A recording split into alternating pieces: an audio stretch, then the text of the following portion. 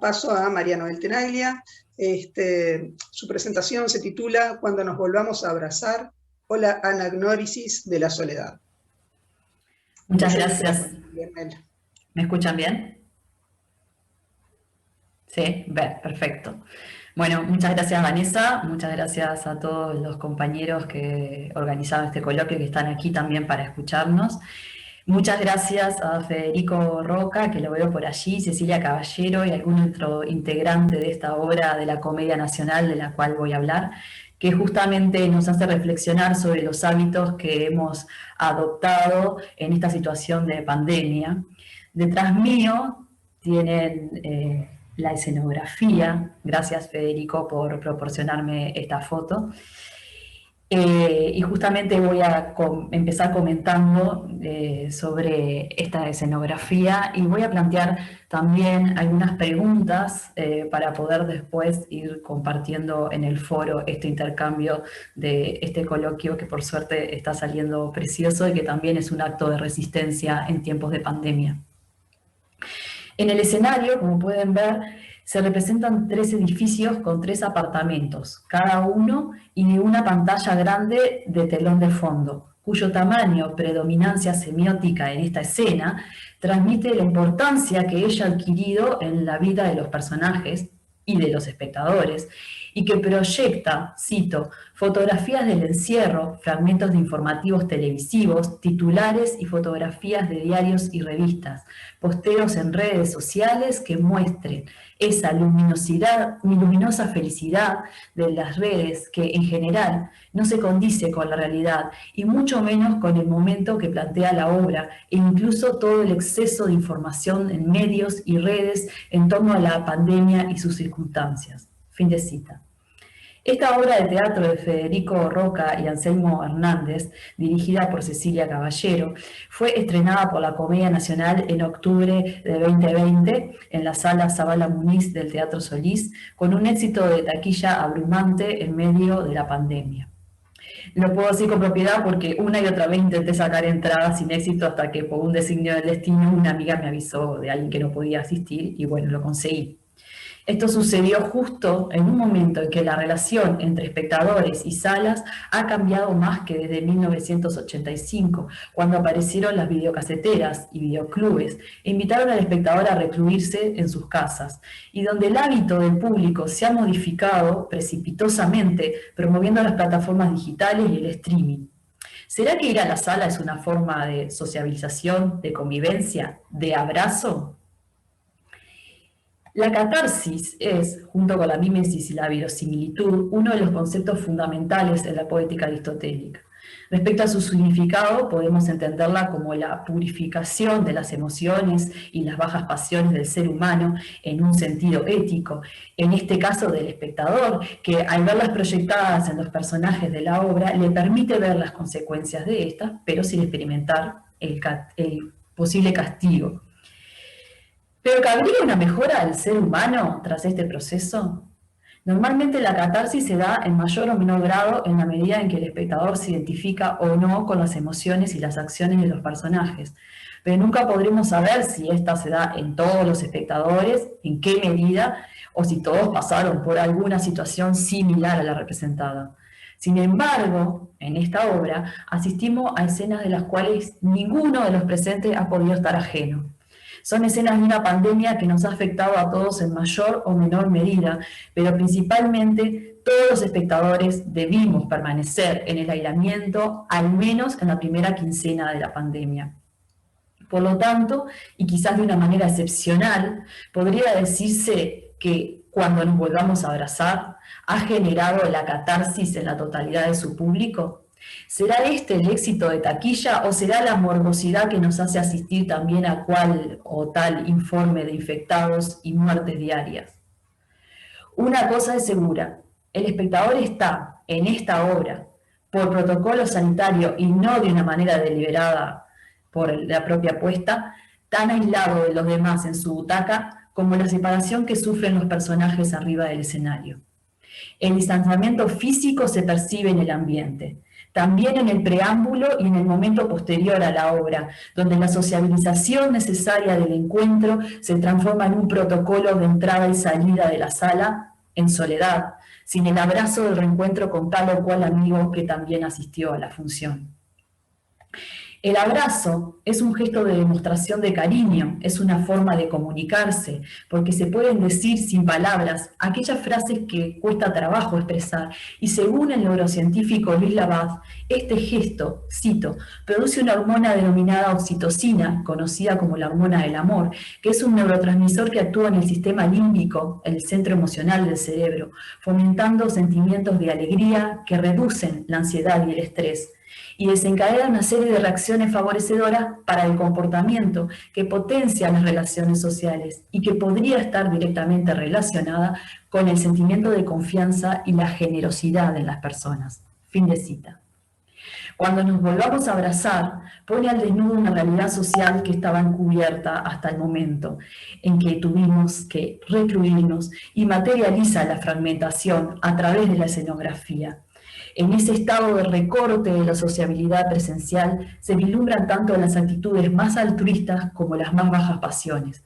La dificultad de amar al prójimo expresada por Bauman en Amor Líquido, la anagnórisis de la fugacidad de la vida y la puesta en valor del carpe diem, pues no sabemos si mañana moriremos amenazados por un bichito imperceptible. Perdón. Las formas violentas de relacionamiento que se desatan encubren la impotencia ante la falta de comunicación humana, el hartazgo en el aislamiento y el miedo, esos sentimientos incontrolables que se manifiestan ante la necesidad del abrazo. Asistimos a 8 escenas en simultáneo, las cuales van llamando nuestra atención en mayor o menor medida por el enfoque de las luces y las actuaciones de los personajes, pero en todas están transcurriendo la vida en un continuo sobrevivir y resistir, donde el miedo acucia de forma latente. Caro, una docente cuya reconversión parece haberse convertido en influencer, Orestes, cuyo saliente Ulises se encuentra en otro edificio, una pareja cuya integrante femenina es trabajadora de la salud, y en el edificio de enfrente se encuentra su suegra, más allá el portero, en el piso de abajo una mujer lesbiana que interactúa con un uruguayo varado en el paisito por el cierre de fronteras, que vino tras la muerte de su madre y que no puede volver a España, donde su mujer está a punto de dar a luz. Más arriba Florencia, o Pedro en su proceso de transexualidad. La alternancia de los avatares de estos personajes va componiendo una trama armónica que resulta en un denominador común que culmina en una escena central en la que participan todos luego de ser anunciada la extensión de la cuarentena de forma indefinida. Cito, Ulises, y yo con estas ganas de abrazarte. Orestes, te abrazaría, claro. Raúl, qué ganas de abrazarte, mijita. Ulises, y justo anoche soñé que te abrazaba. No era nada sexual. No te asustes. Orestes, no me asusto. Fin de cita. ¿Qué pasa con el ser humano cuando comienza a darse cuenta de su soledad, de que las máquinas creadas para su autosatisfacción ya no funcionan como vehículo de este cariño, porque las palabras y los emojis que representan la muerte del discurso metafórico ya no alcanzan frente al afecto que comienza a escasear ante el aumento de la ansiedad y la solitud? Entonces comienza a aflorar la anagnórisis, ese momento crucial de la obra en el que la soledad se le revela al protagonista con efectos demoledores, donde el personaje pasa de las sombras y el desconocimiento a la luz, las emociones contenidas de aquellos que quedaron aislados en sus hogares comienza a descontrolarse. La necesidad de empatía aumenta frente a la falta de ella con el que lo necesita, con el que necesita contacto social y ha perdido redes humanas, el que vive solo y el que el aislamiento no puede lo puede llevar a la depresión y al suicidio, pues el ser humano no es un ser sociable por naturaleza. Cito, Pedro, ¿cómo que estás en lo de Felipe? Pati, se angustió horrible, no el vuelo, no lo manda para la casa. La mujer no está pasando un buen embarazo y bueno, se derrumbó en el balcón. ¿Qué iba a hacer? No tenía más remedio, no me iba a quedar acá con el tipo descompensado arriba, así que subí. Es que se puso realmente mal, la verdad es que es muy desconcertante esto. No hay un protocolo para asistir a amigos en crisis en tiempo de coronavirus. Cuídate, me cuidás, nos cuidamos entre todos. ¿Qué mierda significa eso? Pedro, Pati, vos cuidás a Felipe, está bien, y a ustedes dos, ¿quién los cuida? Voy al súper, subo a casa, desinfecto todo, me cambio de ropa y bajo. Listo, esto ya es ridículo. Fin de cita. Mientras tanto, Andrea, que trabaja en la salud, se contagia de coronavirus y también se aísla de Marcelo en su propia casa y se va a dormir al escritorio.